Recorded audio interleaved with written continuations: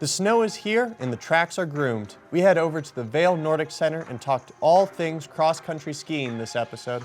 We highlight the amazing Battle Mountain Nordic ski team and talk to some of the employees of the Nordic Center about the amazing resources they have. All this here on the scoreboard.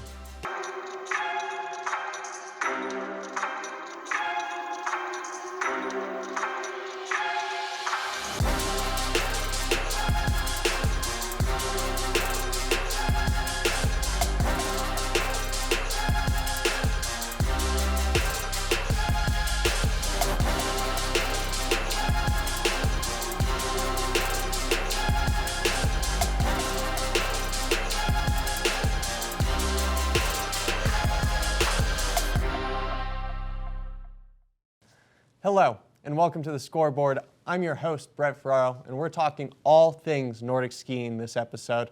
We head over to the Vail Nordic Center and speak with the Battle Mountain Huskies Nordic team about their upcoming season, as well as talking to some of the employees of the Vail Nordic Center to get you started in the great sport of Nordic skiing. Stay tuned, all this here on the scoreboard.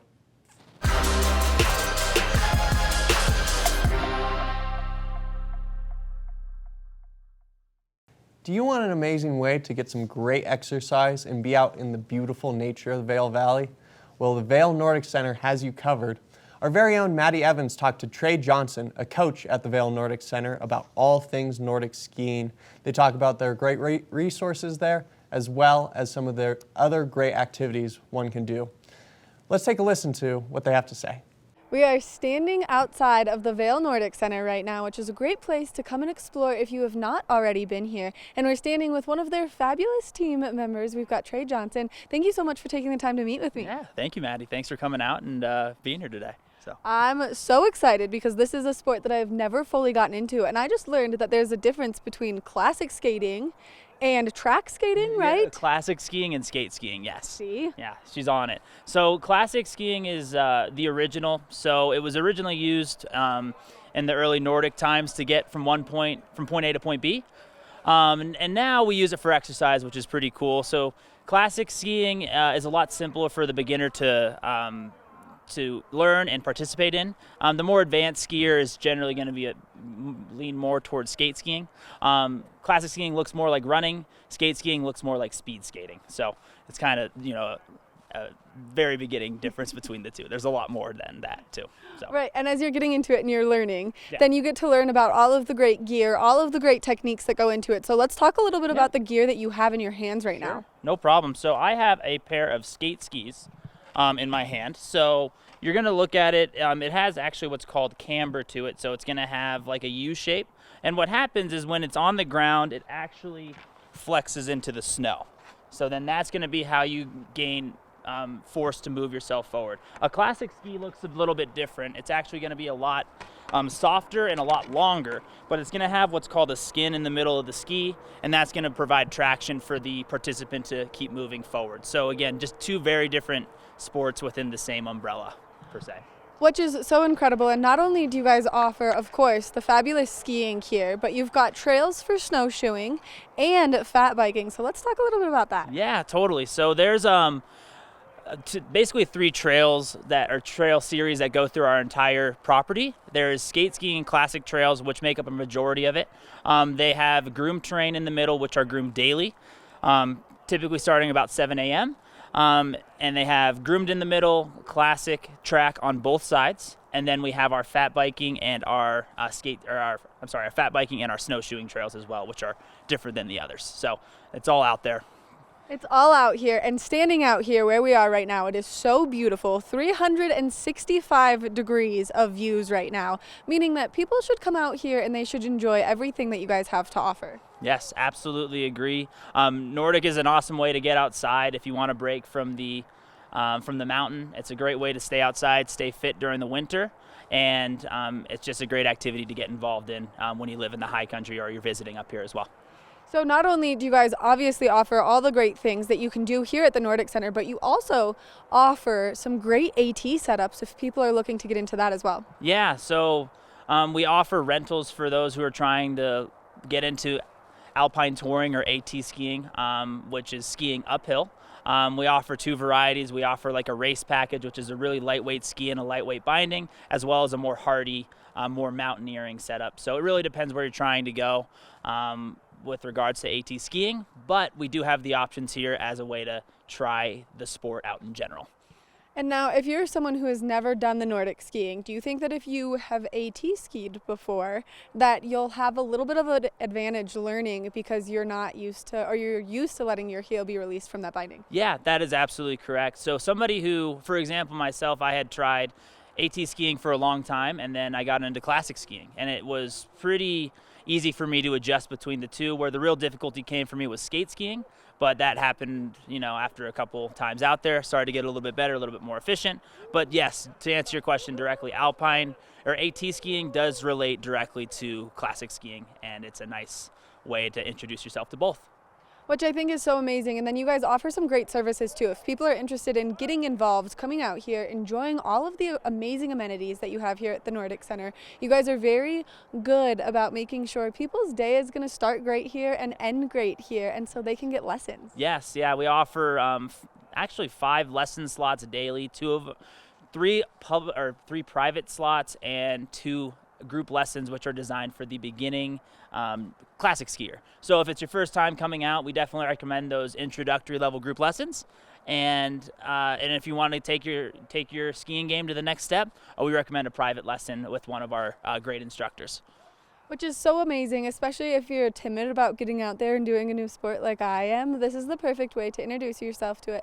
Allow yourself to kind of make those adjustments and learn from the experts. Yes, absolutely. It's the way to learn the sport. You got to start on the right track, and we'll get you out there for a lifetime of Nordic skiing. And then you'll be going super fast and you'll look like him on the track. Yes, that's exactly right. It's all about speed out there. The faster you go, the better you look. So, yeah. We love to hear that. Now, if people are interested in coming to check you guys out, what's the best way for them to find you guys? Yeah, so you can check on our website at vailrec.com, and you'll find the Nordic tab on our website. It'll give you all of our prices and general ideas. But if you have any additional questions that aren't answered directly on the website, give us a call at our phone number to our retail shop at 970-476-8366.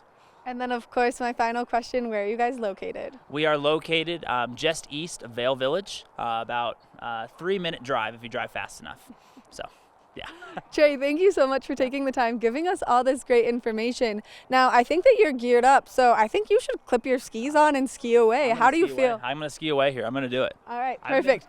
You do that. Make sure that you come check out the Vail Nordic Center. That way you can spend some time with the experts like Trey himself, get yourself a great lesson, and then come and enjoy this new fabulous way to love the snow.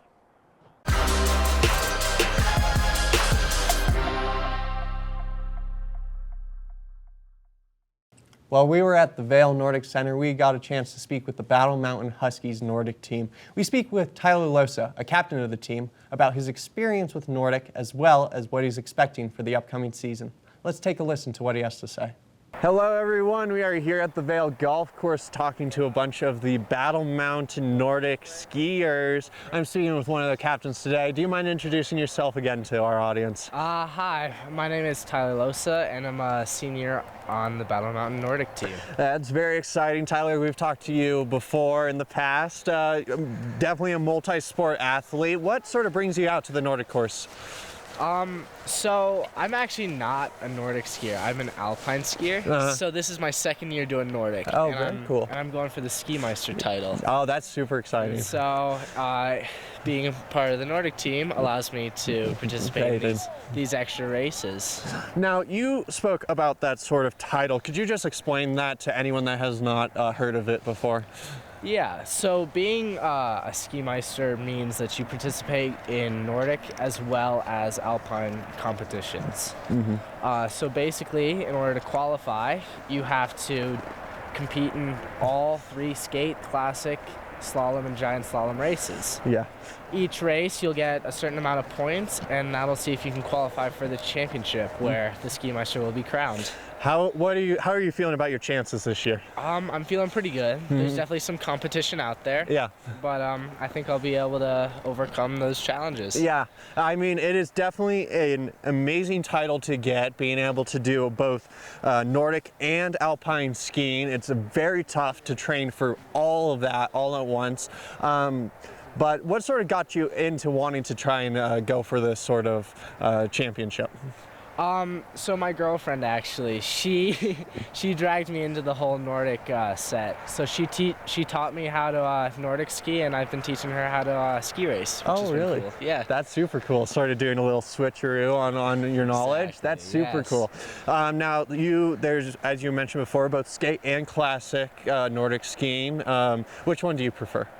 I am a much stronger classic skier. I actually went to States last year as my first year for classic. Very cool. I am not very good with my skills and balance, so skate is a lot harder for me to do. That it totally makes sense. It's definitely a little bit challenging to get the technique right for skate, but you are obviously also an alpine skier. What sort of race do you prefer in that one as well? I love slalom skiing. I just love the tight turns and the thrill it gets you. You gotta make these turns or else you're going down. Yeah, absolutely. You gotta really keep it in and make sure that you're getting everything super tight for slalom. But that's super exciting. So what is your training schedule like if you're going for both alpine and Nordic skiing? All right, so we have a pretty rigorous schedule. We get to take our 6th and 7th period off from school, which is amazing. Yeah.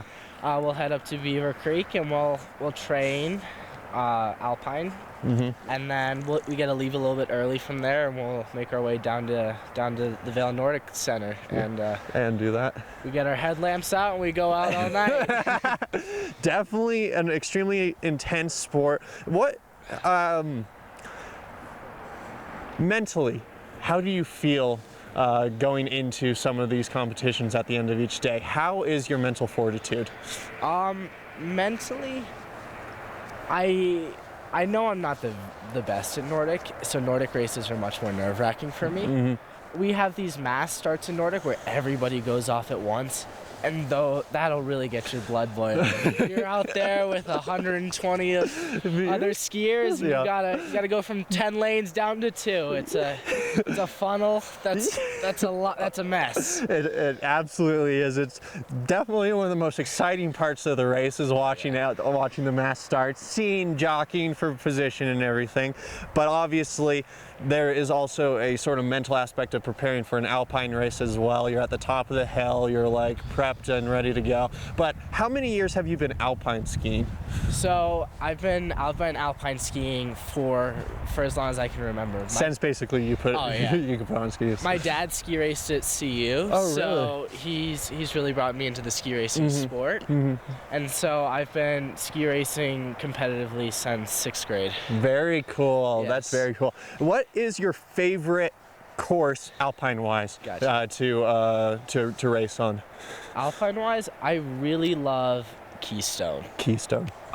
It's a nice course. They got a nice lodge down there, so you can hang out. You can see the venue a little bit. Yeah. And you're just out there with all your friends. It's a great spot. Oh, absolutely. And now moving back into the Nordic skiing, what sort of what's your favorite course to race on for Nordic skiing? Gotcha. So I haven't done many courses, but my favorite one is the Steamboat course. Yeah. We're out on a golf course, which is pretty cool, which I got the privilege to play over the summer, which was great. And you're just up in the mountains, and it's very peaceful and quiet. Yeah. All you hear is nature. Oh, absolutely. Well, you have an extremely intense winter. What does your spring look like? My spring is actually pretty chill. It's a time for me to focus on my grades. I'm thinking about either participating in track or doing lacrosse. Oh, that'll be exciting. I'll see what happens this spring. Yeah. Might be chill or might be doing another sport. Yeah, exactly. Looking forward into the future, what sort of things are you looking to do in college once you get out of the Valley? So I'm planning on studying business in college. Very exciting.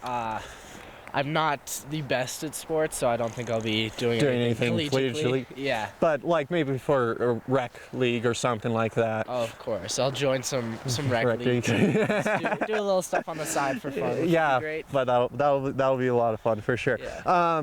Being a senior this year, do you feel like you've taken sort of a leadership role in helping some of these younger skiers start to get their feet under them? For sure. Being a senior, you've come to know your team a little bit, and you know what to expect. That means you can hold the newer people accountable and like make sure that they're on their toes. Oh, absolutely. Definitely sort of getting everyone in line a little bit and pushing people to do their best. What's your favorite aspect of the Nordic skiing?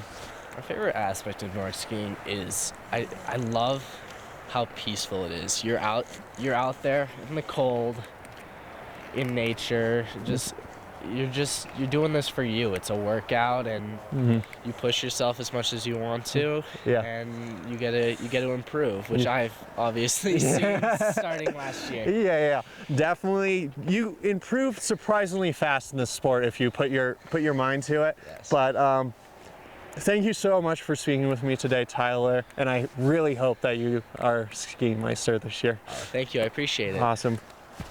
We have to take a short break. When we come back, we're speaking with the man behind the entire Battle Mountain Huskies Nordic team, head coach Jeff Apps. So stay tuned.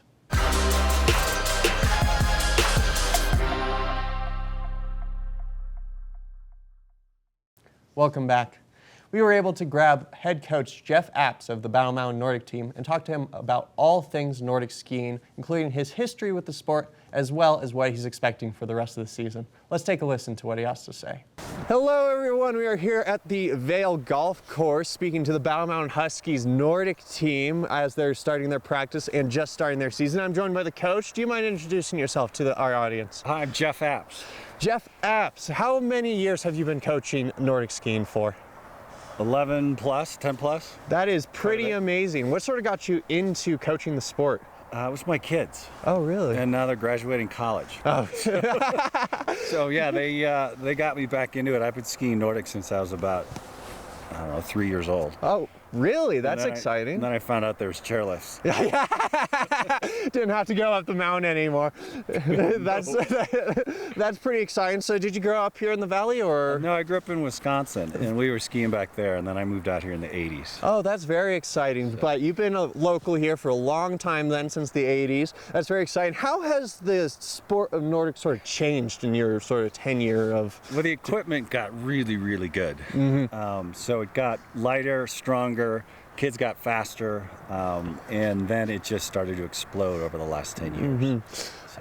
Yeah, Nordic's been a pretty big sort of sport here in the valley because of all of our great snow and all of our great skiing, but I also have a feeling that it's sort of grown over the past couple of years. Can you speak our on that? team, for example, started when my first kids got first into it about 8-10 years ago.